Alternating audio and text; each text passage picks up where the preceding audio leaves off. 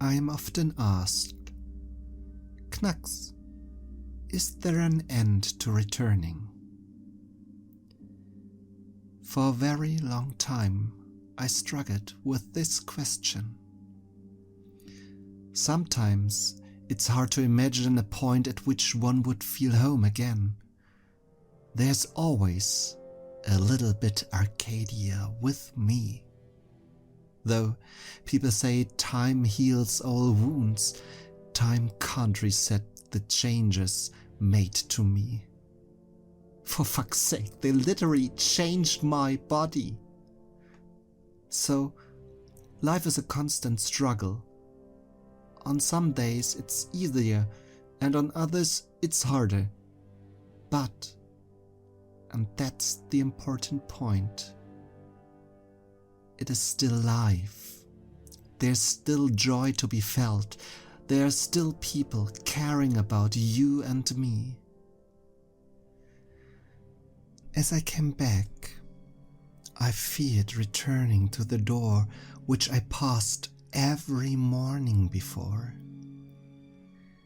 I felt so safe behind its lock. Can it give me this safety again? Will my family be able to handle this new, broken piece of emotions that I became? I found answers to these questions, and they sculpted me anew. So Hannah and David, you will have to confront these matters for yourself and be shaped once again. This is Red Moon Role Playing, and we are playing Changeling the Lost Homebrew Edition.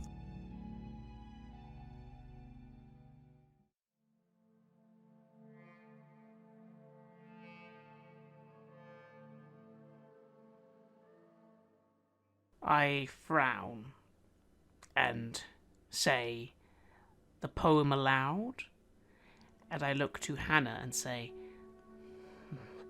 there's something missing, isn't there? The pledge is what? A pledge of mutual non-harm, and he offers dreams in a forest. Does that mean this forest?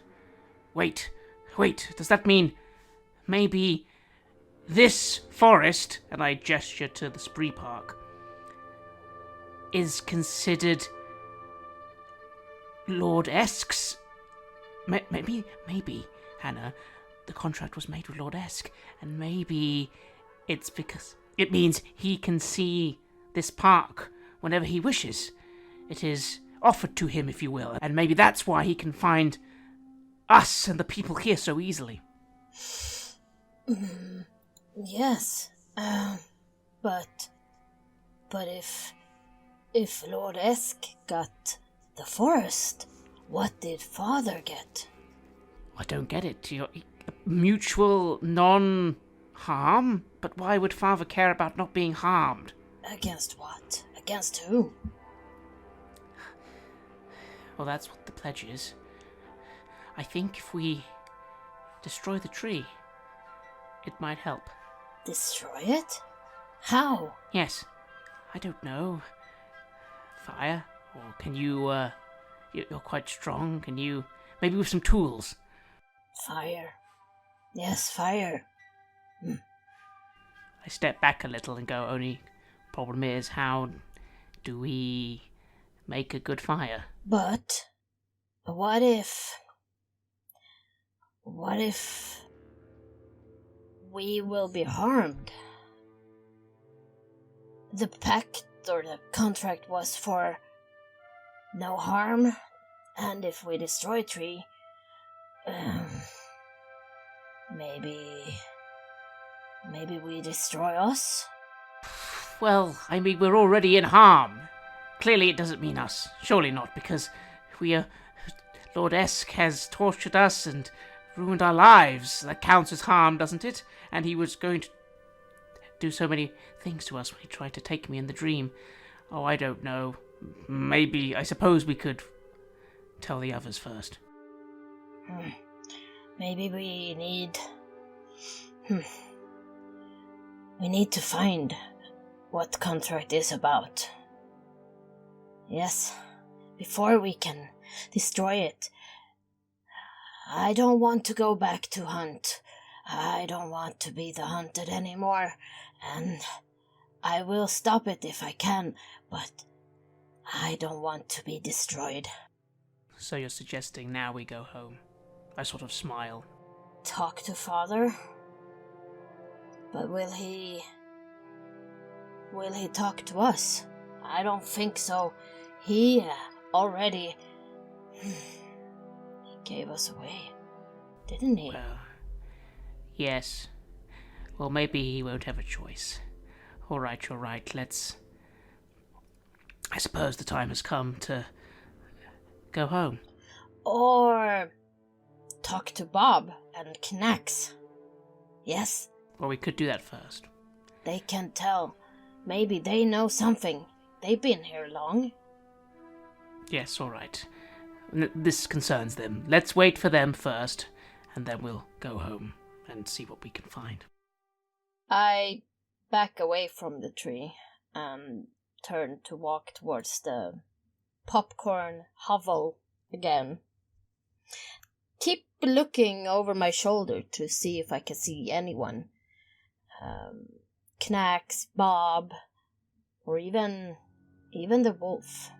As you enter the hut, you're greeted by a really, really worried Knax. Where have you been? Knax, I'm sorry. We had to go and find the tree, and we found it. You did? Yes.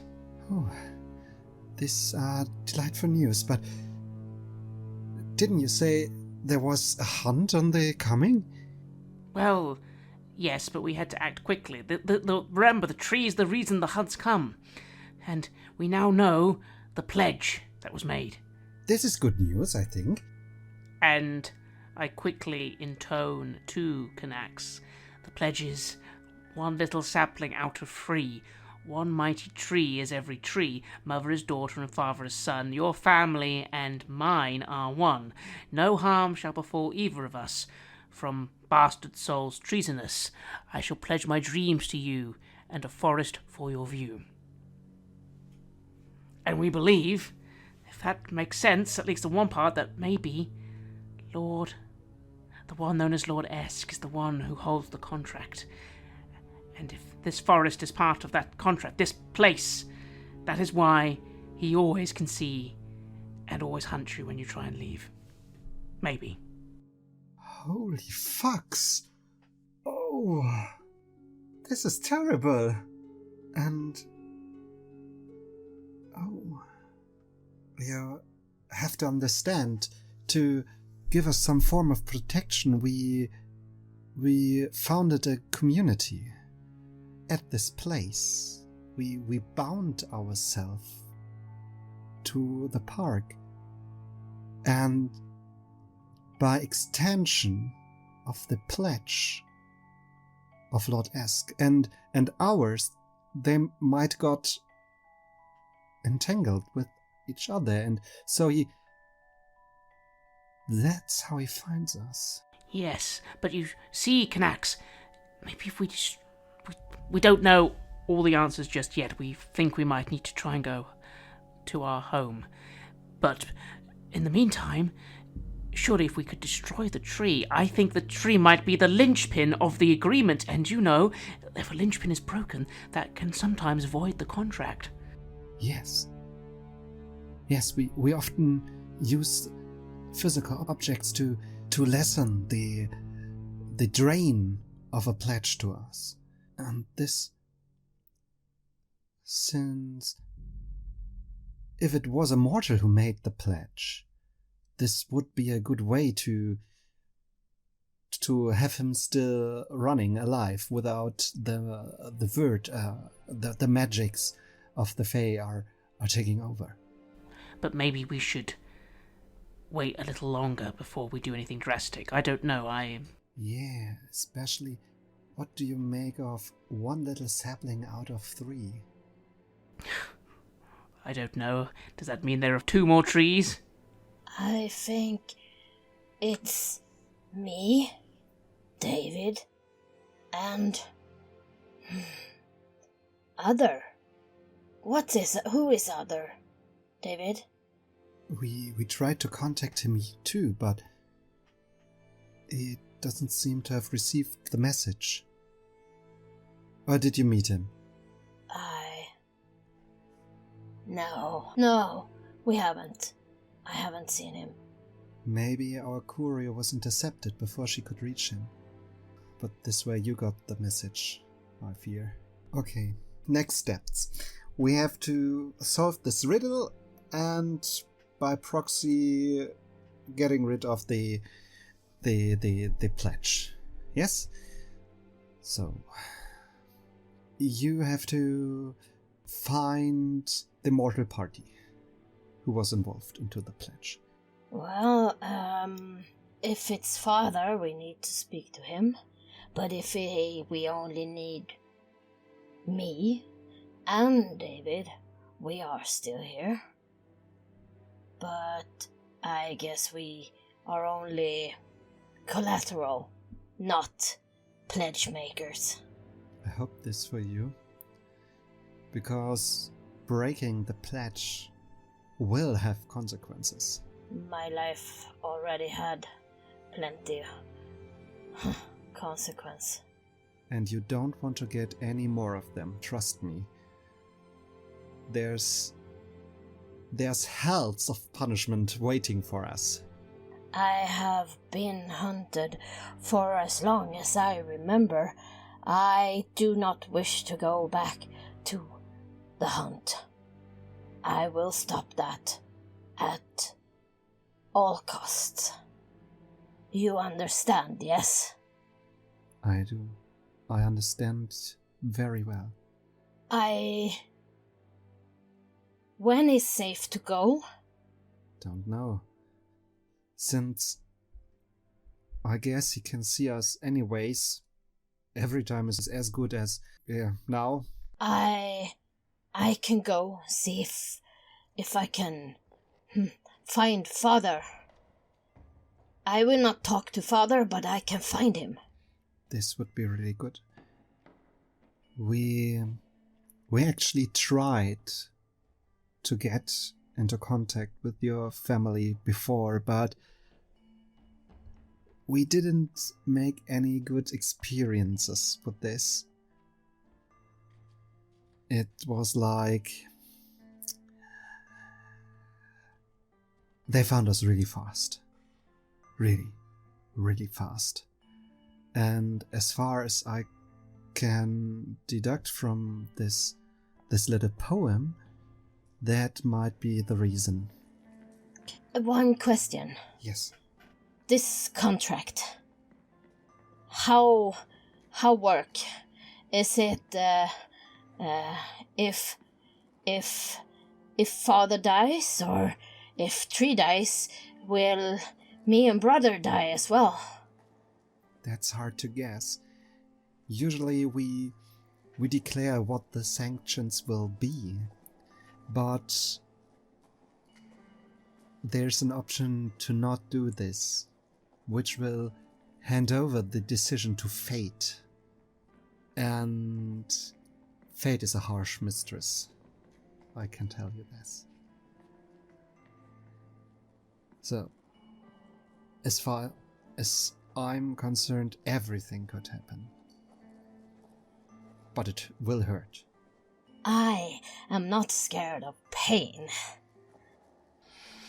And I feel it's the only way we can truly be free. So, alright, we need to... But wait, sorry, I wasn't paying attention for a moment there. Did you say we need to kill father? No, question, if needed.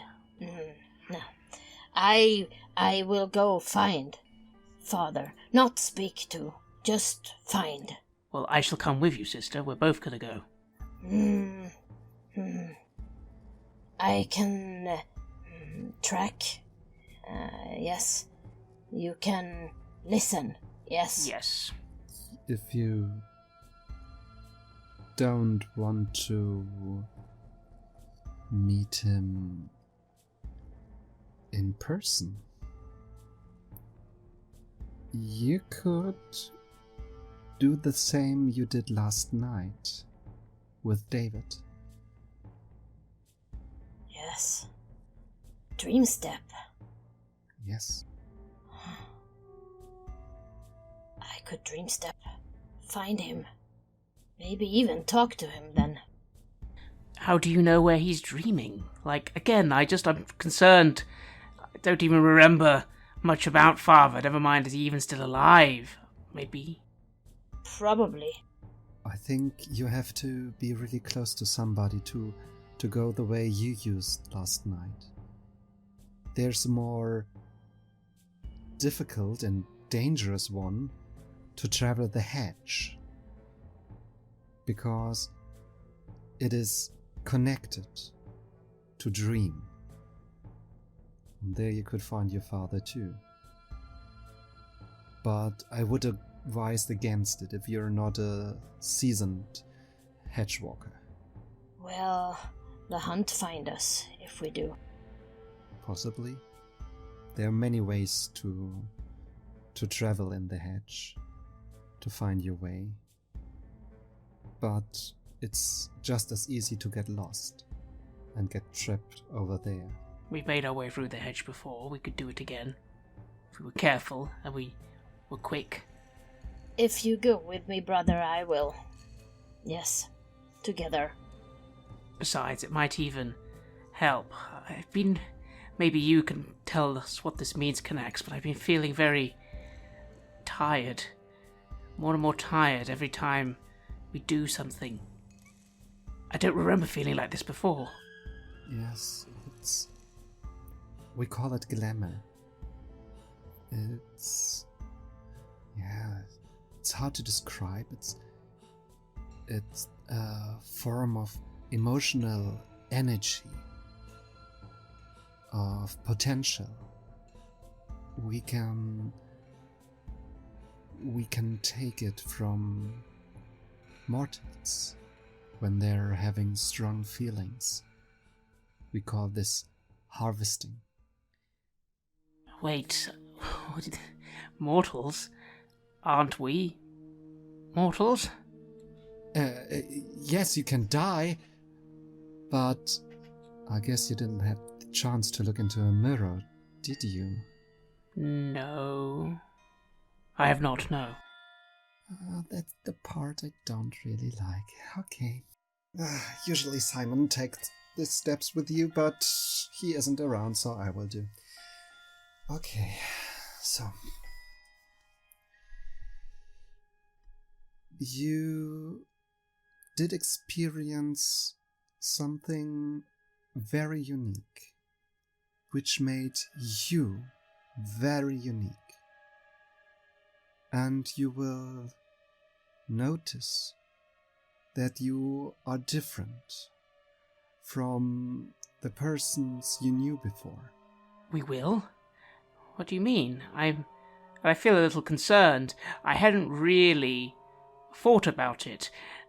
After all, I know we can do things, I know I can do things, and but I just kind of assumed that was something else. I didn't think that, are we not mortals anymore? And I just sort of seem very concerned about what is being said. The upside is you do have a much longer life expectancy regarding natural death. You might easily become 150 years old. They're far older of us. But you can do new things, which is actually pretty amazing. I really like this, but your perspective has changed, hasn't it? Yes. There's always the thought about the hunt, about returning. What good is perspective if if we are not free? It's about seeing if you are free. You could ask many of us in this place and they will all give you a different answer. I will tell you, you will be free. You will be. But it will take some time. And part of this progress is to meet the people you've left. Alright, well, we'll think more about that later then, but yes, for now maybe we need to take this route to meet Father. Maybe that's what we need. After all, going home the way I remember seems that it would take a very long time, and I don't quite remember how to do that yet, so... We will find Father, and if we can, we will speak to him. You will. I'm sure of this. And maybe you can think of somebody who's really fond of you. It's not a guarantee, but you might get strength from this. Here, in mortal world? Yes.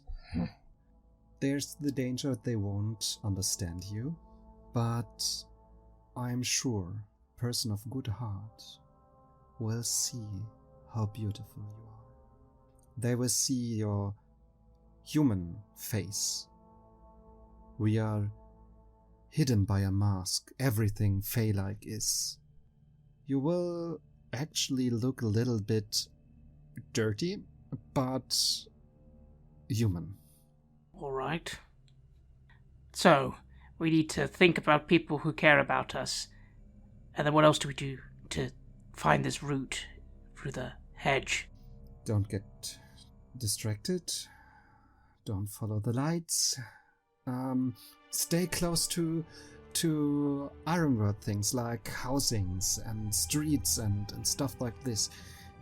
You're getting into the wrong direction if you go away from them. Alright. You can wander the edge of the hedge by staying close to familiar stuff. Alright. Alright then, sister. If you feel ready, let's try and... it seems a bit strange, but let us try and find Father's dreams. Yes. Let's... But now is day, yeah? Father not sleeping now.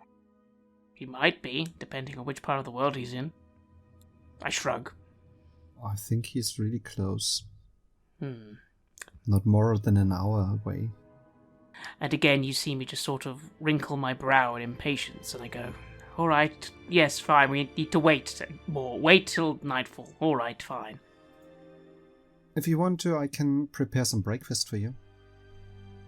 I've almost forgotten it was morning, and I go, thank you, Kanax, that would be great, actually. I'd like some breakfast. And we don't have the nicest one in Berlin, but we do have some showers. I don't remember taking a shower. It will be fun. Yes.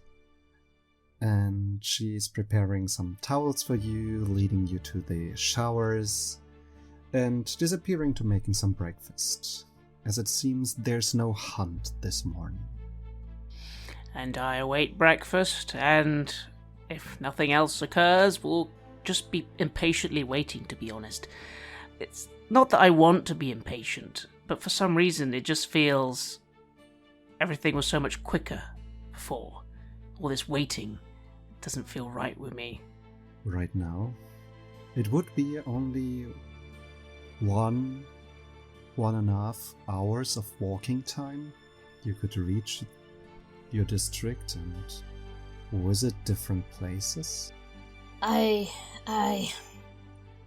Talking to Father, seeing Father in dreams will be good, but it actually might be safer to do.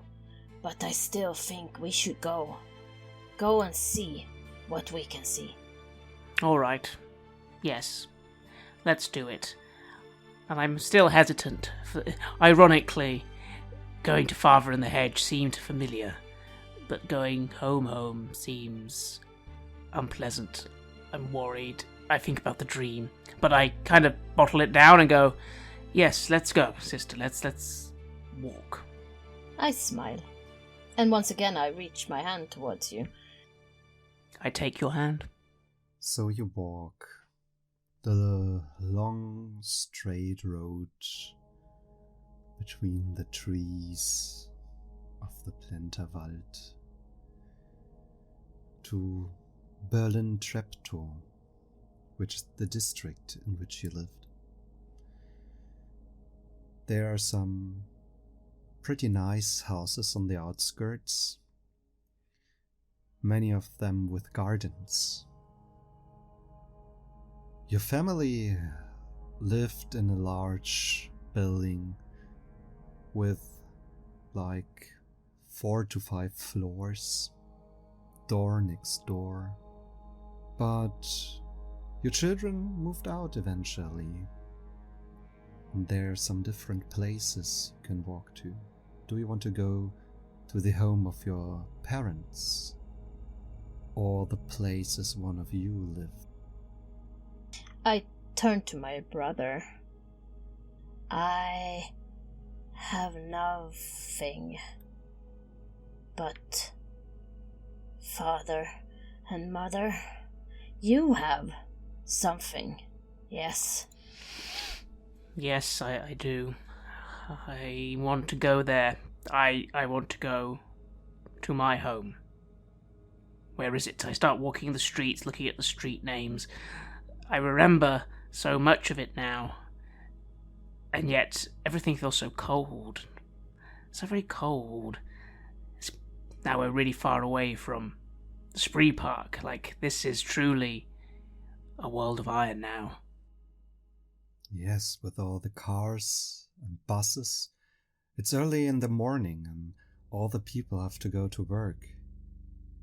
Every single one of them sunken in their thoughts, thinking about the periods that will await them this day, like paperwork, deadlines, phone calls, meetings. They all walk aside of you, but nobody does see you. How does this feel? I find myself remembering meetings and deadlines. I had one. Yeah, I had to do a paper on ancient Egyptian hieroglyphs or something.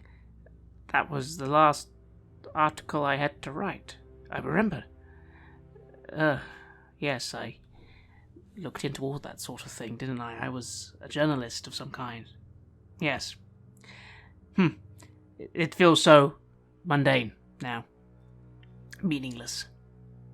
But that's fine. I move through this crowd because I don't care about them, but I do care about finding home. I feel alone, even though my brother is walking with me, my hand still clasping his hand. It feels like I never really did belong in this world. Yeah. It is a strange feeling, waiting so long to return. But none of these people could imagine the things you survived, could they? In the end, you come to a small house made for one family with a little garden, and there's a car parked in front of it. David, your feet find the path they walked you so many times. You can get yourself lost in wandering, dreaming they will find the way, and so they do lead you close. The door is opening whilst you're still, let's say, 25, 50 meters away. And somebody is leaving in a raincoat. The person seems... yeah, it does have a masculine stature. And he is holding a bag for work. He's fast, half running to the car and jumping inside. Who is he? I kind of, as we are approaching and I see this, I kind of deliberately almost hide behind a bush, like I don't want to confront this person, but who are they? The person is in a hurry. Your instincts do tell you he might be hunted. There has to be a predator nearby. But is there really? You can't see any. The person... it's really hard to see the face with this very, very uncomfortable raincoat. But as he's leaving the driveway with his car, he does look down the street in your direction, so he wouldn't crash into another car. Funnily, now you do recognize the smell of gasoline. As you see his face, it is you, David, driving away. I just stand there and watch this car drive away for a few moments. David? What? What happened? Did you see the person in the car? No. I begin walking through the gate to the house, and I study the house. Does everything still look the same? Has anything... I'm trying to work out... Suddenly it occurs to me, newspapers. Is there one on the porch under the... one under the porch, under the little doormat? There normally is, in the morning. Somebody closes the door, and the sound directs your view directly to the newspaper. Yes, there it is. I run to it. Newspapers had information, and they had dates, and I know dates. What is the date? Because I need to know when we... I need to know how long I've been gone. It is the 21st of October, 2018. And when was the last date I remember? This is a really good question. It has to be years. How many years? Maybe 10? I take a very deep, heavy breath as I sort of look at this newspaper, looking at the articles, remembering I have written in a newspaper. I'm a journalist, and we always made sure to have a copy of the local German paper every morning underneath the porch. But I don't understand. That man... I want to knock on the door, but you see me, Hannah, kind of just reached for the door, and I just sort of stop. David? What is wrong? Something. You look pale and you're swaying. What is wrong, David? Sister, there are people behind the door. I know them. I'm afraid they won't know me. They will. Don't worry. They will know you. I knock on the door. It does take some moments. Then it is opened by a woman. She must be in her late 30s, you guess.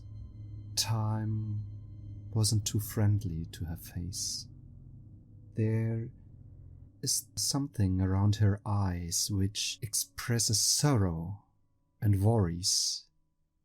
She does look at you, stunned. What do you recognize about your wife? Her eyes. They're a very odd shade of greenish blue.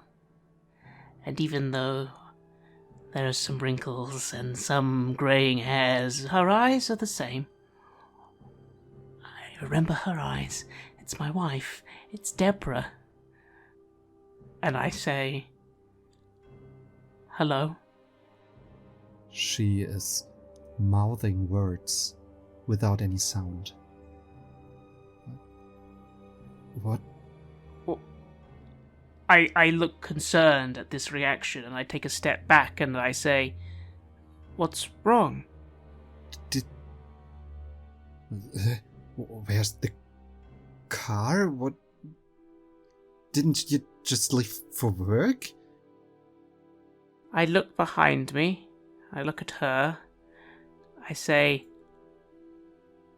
I did. I just had to come back quickly. I've left the car round the side, Deborah. I forgot something. I start tugging the arm on your clothes, and I kind of lean into you and whisper, David, why? What are you saying? Just go along with it. Hi, Hannah. Where did you come from? Standing here all the time, yes? Hi, Deborah. She is completely dumbfounded, but then she opens the door for you, completely stepping aside. Huh. And I walk in and I say, don't worry, I'll just go and look for what it was, and then I gotta be at work, right? Yes. I try to smile reassuringly, but I do feel that my smile might actually have the opposite effect at this moment. You enter the house, and the door to the kitchen is open. For a moment, all the unease goes away, because I'm home, and I really remember everything now, at least about home. I remember my room upstairs, I remember my slippers under the kitchen counter, I remember we need to replace the TV soon because it's got a little bit of a dent in the screen. I remember... where's Hilda? She, it's early for school, right? Or maybe she's getting ready for school. She's still in the bathroom. You just shouted at her to hurry up. Is everything alright, David? Did you have an accident? No, everything's fine. I move forward and I attempt to clasp her shoulder, and I just start squeeze it, not in a nasty way, but in a just like almost making sure she's there. She is real. She is. How does it feel to touch her? Wonderful. Absolutely wonderful. It feels like I'm touching something very solid, and it feels very grounding. And also there's something else. It's almost like I recall what Kanak said about emotion, and I can just feel something, can't I? Yes. At first you can feel the warmth of her body, something you have missed so long. Secondly, you feel the confusion. It's almost as if you could touch this emotion, this state of mind she is in. Thirdly, there's something very comforting about her, something which will give your soul some rest, regain 1 point of willpower. As I take in a deep breath, and I almost just shudder a little as I touch her, and I just say, "Oh, Hilda's upstairs. Let's not bother her. I just need you to find something. By the way, how's Dad?" Is he still lives, I'd be meaning to go see him. Today, or tomorrow, actually. I think you should go into the kitchen and sit down for a moment. Let's do that, Hannah. Let's go down and sit. I follow closely. Both of you have very keen senses, and you pick up how she closes the door behind you and locks it. You can hear the key turn. Maybe you can see even she pocketing the key. I just sat down in my chair, the one with the slight bent leg, which I have to take because, I'm Dad and Dad has to suffer. And I hear the door being locked and I don't pay it too much heed. I help myself to any food. Is there food at the table? Yes, there are some fresh apples. And I take a bite of one and it tastes great and I look at Hannah and say, Hannah, have some food. I almost throw myself at the basket of fruit and start, I pick up one apple and start eating that, and I grab another apple with my other hand.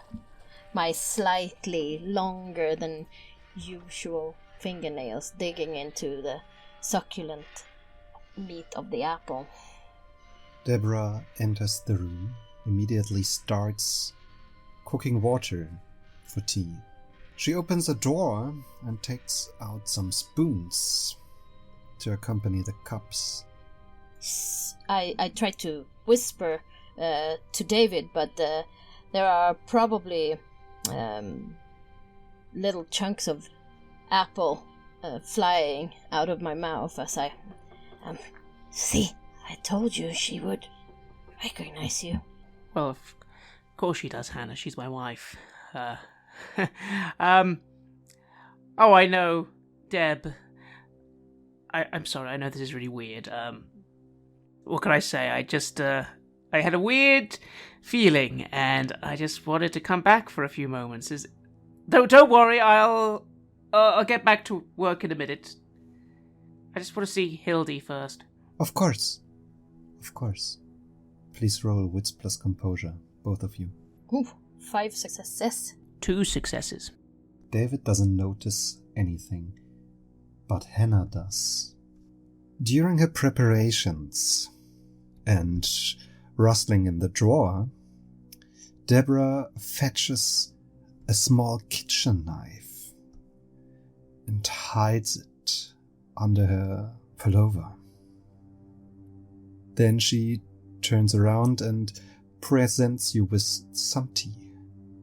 I try to reach for the tea, but I want to try to whisk the knife away from her instead.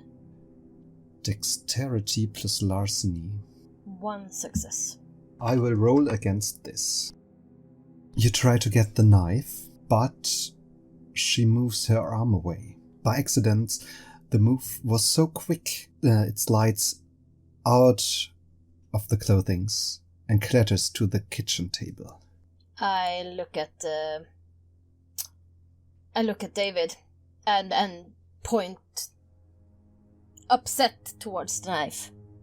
Oh, Hannah, don't be so clumsy. Sorry, Deborah. Hannah's having a bit of a hard time lately. That's actually why she's with me. It was hers. I'm trying desperately to whisper, but probably not doing the best of work. You can hear the spoons rattling in the teacups. Deborah's shaking. We are not dangerous, Deborah. You know us. You know David. You know Hannah. Yeah, we are lost. David, tell her. I don't say anything. I wait for her response.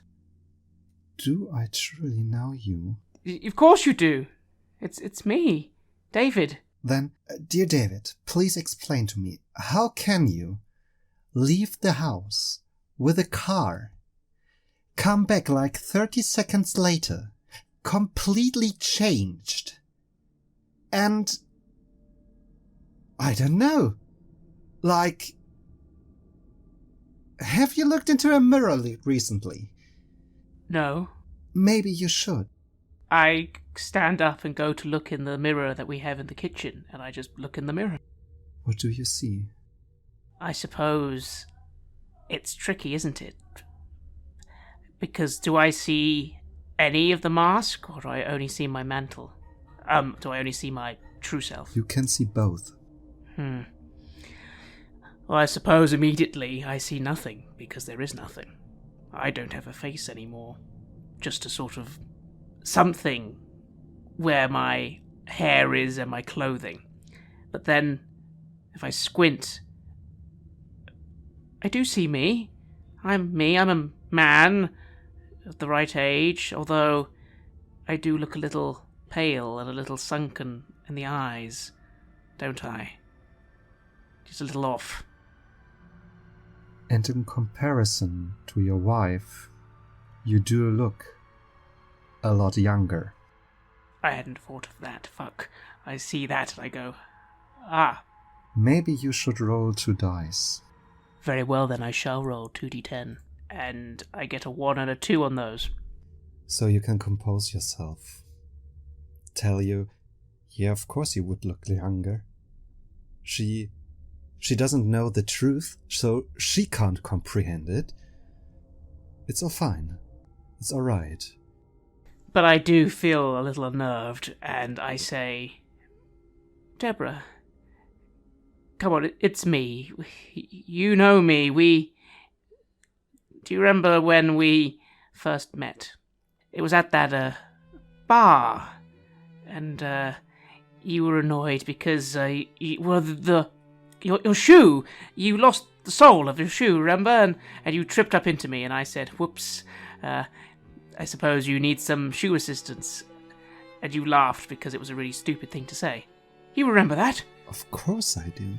I do remember many, many things. And I do remember you being really observative, trying to get to the bottom of everything. We played a lot of games in our time, didn't we? We did, Deborah. So, please just trust me when I say, you're right, it is a bit strange I've come so quickly back home, but there's a reason. How... Quick. Let me stop you for 1 second, please. Quick. It is like 9 years. Wait, what? 9 years. I thought this was some kind of new game you were playing. Wait a minute. I kind of step over, look to Hannah. What are you saying, Deborah? Are you saying I've been away for 9 years? You were behaving strangely since 9 years, yes. And I kind of have a moment of wondering what I can say, what I can't say, but it's my wife, and fuck it. Yes, I have been away for 9 years. That person... I don't know if this is good for you, but yeah, you're right. The person that left the house is not me. He just looked like me. I know, that sounds crazy, but it sounds like you know already. Of course I do. I hope that's the reason why you married me, but... Yeah, of course, we looked into this. Yes. It's all true, Deborah. It was even more true than we ever believed. Far more true. I can't tell you now, but all of it was true. David? Looked into what? Hannah, mythology and myths. That's my life. I've always been interested in that sort of thing, because Father wanted us. Interested. Yes. And I used to look into it, and Deborah did as well. And that's why she knows. She knows. Well, maybe not everything, but it doesn't matter, Deborah. First of all,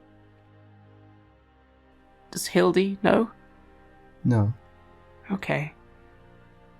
I'd like to see her. And then and then I need to go. We need to find Dad. We need to speak with him. I think he's the reason I've been gone 9 years, as Hannah. Yeah. Deborah is shivering from head to toe. She doesn't seem to be stable. She's reaching with her hand for you. I panic and I reach to grab her and hold her, comfort her. She leans into you, pushing herself against you, reaching for your ear. So, this nightmare comes to an end, yes? Everything will be just fine. Of course it will, but Nightmare, what has he done to you? Nothing, but He doesn't have eyes. I could see it. Every fucking morning. When I woke up and looked into his face, there were no eyes. I frown and I hug her closer and I go, don't you worry, we'll deal with it. I'll deal with it. I'll fix things. I'm so sorry, Deborah. You have no idea how much I've missed you. I've missed you so much. I did too. And I missed your eyes. Okay, before Hildy comes down. Father, does he still live at his old house? Yes, he does. Actually, he invited us for this evening. This evening? Your mother, I think it's her birthday tonight, isn't it? I look to Hannah. I nod, and I look... Sorry, I look excited. Yes, we can go. Yeah, and talk. He needs to tell us what he did. Yes, we can go. We'll all go. Not Hildy, though. No. But, and I kiss Deborah on the forehead and I say, Hildy! Come on now, little one, you need to come down soon. I don't think she's little anymore, David. I've called it out, but I do then double take what I just said and I go, oh. No, she isn't. There's a young woman coming down the stairs. She has raven black hair and this beautiful eyes of her mother. She is wearing some jeans and a fitting jacket and shouldering a backpack with a school accessory. She comes into the kitchen and is surprised by meeting all three of you and in such high feelings. Hey there, Hildy. You look really well this morning. Hi, Dad. And I move over and I hug her hard, tight. I have to fight back a tear because Hannah's right. She's grown up. Oh God, she's grown up. How much have I missed? But it's fine. She's here now. We're back. Is everything alright? And she tries to wriggle out of your hug. I let her go. Oh, it's fine. Funny story, dear. You know tonight how we were going to your granddad's birthday. You don't need to go. What? What? Yesterday evening. The whole fucking drama about it's important, it's your grandfather and your grandmother and your grandmother's birthday and you have to be here, she isn't turning 60 all years and now? Yes. After I'm sorry, dear. You convinced me. You know, I had to think about it, and I thought I have to put what you want first. Sometimes. So you go and do whatever you wanted to do. You wanted to do something, right?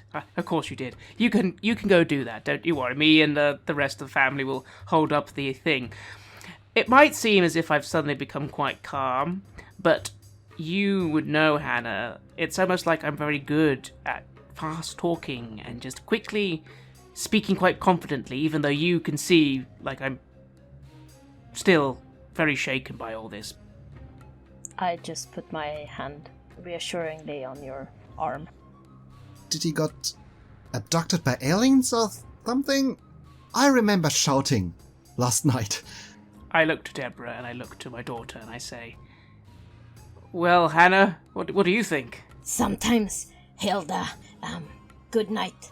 Sleep can change people's mind. For better, yes? Of course. Auntie, are you on drugs? Not. Your auntie doesn't do drugs. No, happy to see you. Of course. Do you know what? I think I need some fresh air. And you would need too if you hadn't to go to bed and sleep a little bit more. But I will take your offer. No problem. What? You won't see me tonight. What, remind me, what was it you wanted to do again? If I would say this to you, No, I won't tell you. No, I smile. I smile, and I say, no, honestly, please, I want to know. Whatever you say, I promise I won't get mad. She's probably getting, like, piercings or doing drugs. Yes, both of them. I wave Hannah just a little, like, no, let her tell me. I'm meeting somebody. Oh. Great. Just, yeah, good. Just, have a nice time then. I mean it. Okay. And I move forward again, just to give her one condition. You need to give me one more hug. Okay. I whisper, I love you, Hildy. Just know that. I'm sorry if I've shouted. It's fine, I think. I'm sure I love you too. And I will remember that terms are negotiable. Of course. And I let go. And I go, alright, go on then. And she leaves. Hannah. Yes. You're most of the time observing. And you can feel the emotions around you stirring. Deborah is like a volcano of feelings. And you do feel you can take some of them. She does have so plenty. Of course, and I need it, don't I? I smile and I actually almost reach out to stroke her hair, but realize that might not be appropriate anymore. But I kind of hesitantly fall back a bit and tap into feelings, yes. Please roll for composure plus empathy. And because the emotions are really strong, you get a 2-point bonus. 2 successes. So you will regain 2 points of glamour. Do I also feel all these emotions coming forth? You do, and you're at the center of them. You would get a positive modifier of 3. 1 success. So you will regain 1 point. Yes, I feel maybe I don't consciously do it. It just sort of washes over me. There might be a little bit much turmoil in you too. Oh, there is. As I turn round, tears have started falling down my cheeks, and I say, I hope she's seeing someone nice. Do you know anything about that, Deborah? Of course I investigated. I think he will be in dire need of some education, but I trust in our daughter. That's good. Okay. I go and sit back down and kind of help myself to a glass of water. Right. Okay. Seems weird. Although, we need to go early. We need to go early to see Father, because obviously if we go on time, I don't know if that... Wait. Have you seen Hannah as well? Does Hannah also have no eyes? I don't know. But let's say she does seem a little bit happy. I'm sorry, Hannah, but yeah. You seen me? Yes. And you weren't as sad as always. That should have tipped you off. Last time somebody I pushed to investigate changed. I weren't about to make this mistake twice. That's wise. In fact, Deborah, you need to be... We can't talk about any of this, you understand? This is something between you and me. I'm so glad we can talk about it, because I didn't think you'd... know, but luckily, I suppose you do. Actually, I know Jack. I know you were away, and now you're back, and that we had the right instincts, but that's all. Well, don't worry too much about it. In fact, I won't stop you, but maybe you shouldn't come to this meeting either, really. It might be better if you stay here where it's safe. I don't know what might happen when we... I feel Father's responsible for all this, so I don't know what's going to happen when we go up there and confront him. I don't know much about this topic, but I can't imagine he isn't prepared. So I won't let you get alone, not after I got your back. And I smile and I go, okay, but I am concerned inside, and I say, all right, Hannah, I feel a bit better actually now. I guess can we just go now? He might not be as prepared if we just go now. We could try. Without Knax and Bob knowing? Well, they weren't going to be able to help us in the dream anyway. I say we do it. We'll 3 of us, 1 of him. What can he have prepared? More contracts. Maybe if... I look at Hannah. Maybe if we don't go in at the same time. Maybe if you skulk. Wait for a moment to strike. If things look bad. I don't know. Maybe that's a stupid idea. What does everyone think? Very well. Let's do this.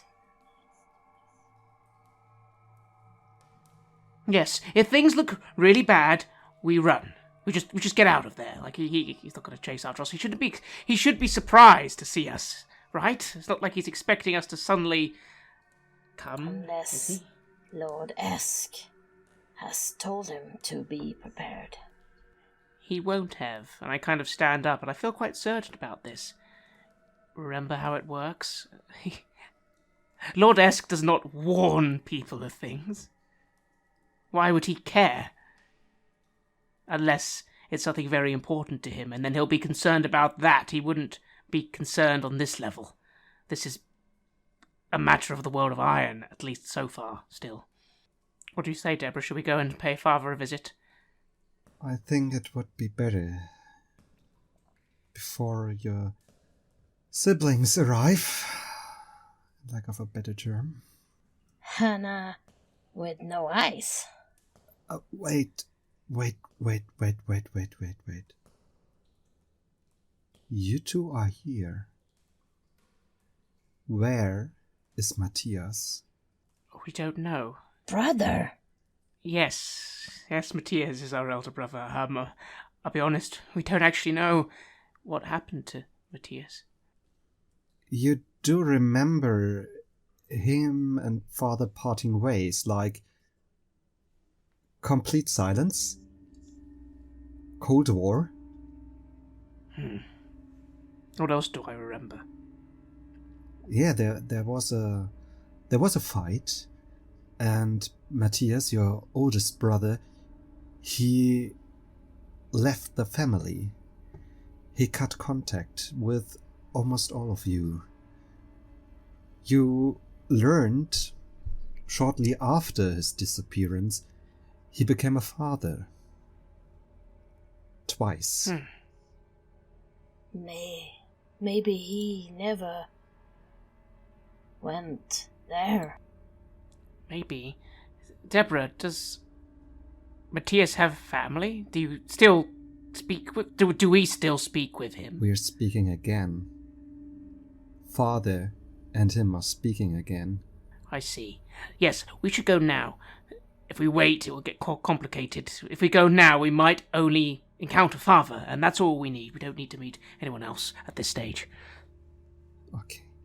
Is there anything we could prepare? You got any iron? Iron? Yes, like a, like an old pot, or, or one of the tools in the garden, like an axe. Not an axe. Sorry, that's a bit dramatic. Like a garden hoe or something. We do have this old iron pan. David, the impostor, wasn't too keen of it. I had to store it in the cellar. Yes, I think I know where it would be, and I quickly make my way down to my cellar. I don't need to be shown the way. I remember where it is, and I quickly rummage through things looking for this iron pot. Yeah, you're successful. What else do you find? I find a rake, which is too long, but I quickly, hang on, I'll break it, I'll bring it upstairs and go, Hannah, break off the end of this rake. I think this is iron as well, and iron, for a moment, just very carefully touch with one finger the iron pot myself. It bites into your flesh. Ow. I kind of growl in pain, and it's strange. It's a very sort of bestial growl for a moment, and I kind of go, oh. What happened? Yes, this is bad for us, but it might also help us against him if he's got something going on. Iron, this is natural. It's the most natural thing, but don't touch it. Maybe hide that. Break off that rake. Don't touch the end. Get something to cover your hand with, and then wrap it round it, so maybe it's like a weapon you could use. I know. Again, this is just something... You said be prepared, Deborah. This might help. You take the pot. I reach over and grab a hold of the rake and try to break off the shaft without, of course, touching the iron itself. Okay. So you prepare yourself. I think you're ready to go, aren't you? Anything else will have to be done there. Although...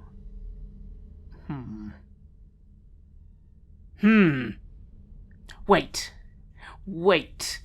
Deborah, has he bought any mirrors lately? Like a hand mirror or something that belongs to him? Yes. Why? I go upstairs. I start looking around my bedroom, and I think I'd first know where things are, but then maybe I'll see this thing that is not mine, that I have not bought, but is still a mirror. Do I find it? Yes. And I pick it up. And I feel, because maybe the loophole doesn't work. But does this other me count as someone who has sworn enmity against me? He might not have sworn it, but surely he knows me. He must know me and hate me, right? He must be an enemy. And you're invoking a contract, don't you? Yes, specifically the loophole to my glimpse of a distant mirror, which says that if the Changeling looks into the mirror belonging to someone who has sworn enmity against him, it is for free, and he may steal this mirror and take it with him, as long as he does not claim ownership over it. And then that will allow me to use that for free, the ability to look into other mirrors that I have also looked in before. And of course, in my father's house, there will be mirrors I have looked into before. Now the hastened departure of the impostor does make sense. Maybe he felt your presence. You do have this feeling. This mirror is very valuable to you. And I hold out the mirror, and I say, I do not claim ownership of this mirror. It does not belong to me. It belongs to another, but I shall see through it, and hear through it anyway. And I activate the contract to focus on a mirror in my father's house. Where is this mirror? It would be in the main living room. He had a great mirror placed over the fireplace. The main living room has our dining room in it as well, so it creates a nice ensemble. And you do have a familiar view to this room. It is as if nothing had changed in the past decade. But on the big table, there are many, many dishes prepared for decoration and preparation for a birthday feast. You hear clattering in the kitchen. Also, you do see the window.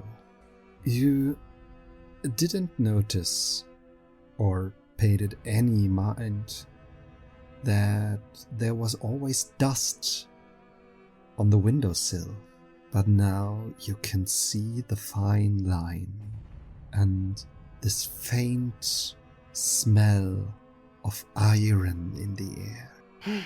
It's by the windows, is it? Yes. Again, I try and look better, but of course, I can only see what the mirror itself can see. But it's the windows have iron, as in he's put iron dust or iron at the bars? Iron dust. I run downstairs.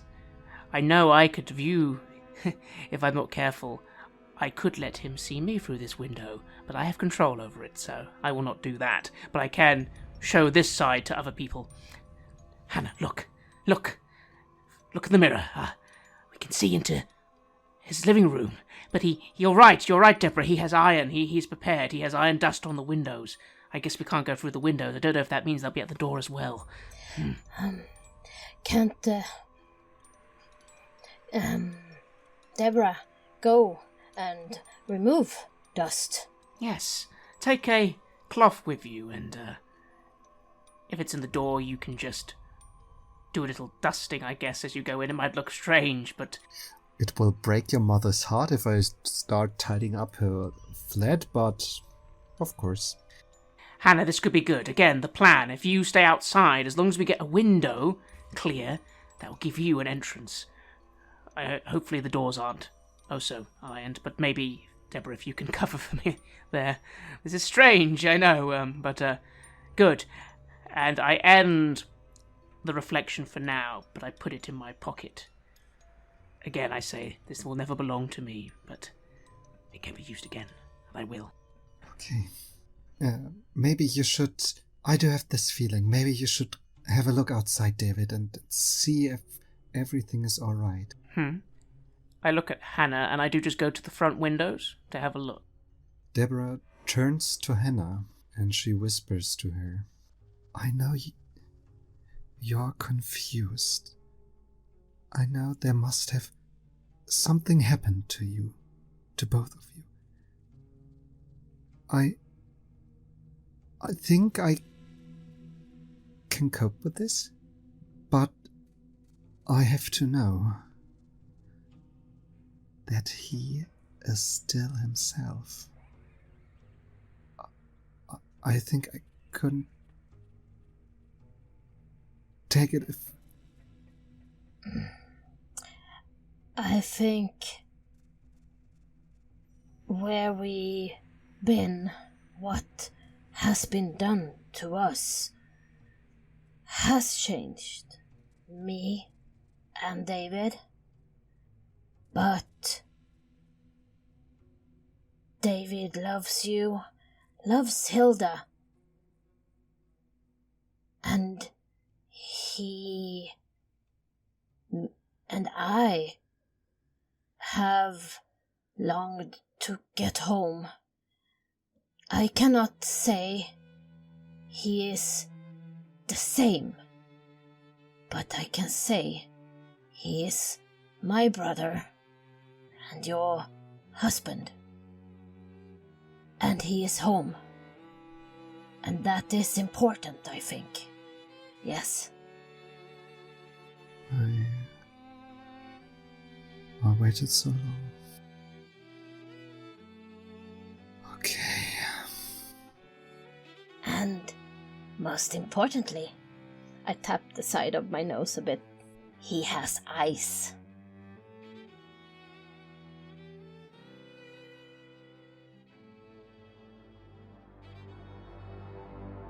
You have listened to an episode of Red Moon Roleplaying, where we play the adventure Red Moon Above the Spreepark for Changeling the Lost 2nd edition. Our game master was Tobias, who you can find as Tommer2 on Twitter. Players were Craig and Jenny Bremberg. Changeling the Lost 2nd edition is published by Onyx Path Publishing. The music is made by the talented Simon Kölle, who you can find at simonkolle.com. Sound effects are from soundbible.com and salamisound.de. We would like to give massive thanks to our champions of the Red Moon, Martin Heuschober, Nastasia, Raulerson, and David for their generous support. And we would of course also like to thank all of our other patrons. Without your support, the show would not be possible. Thank you again for listening, and see you soon again.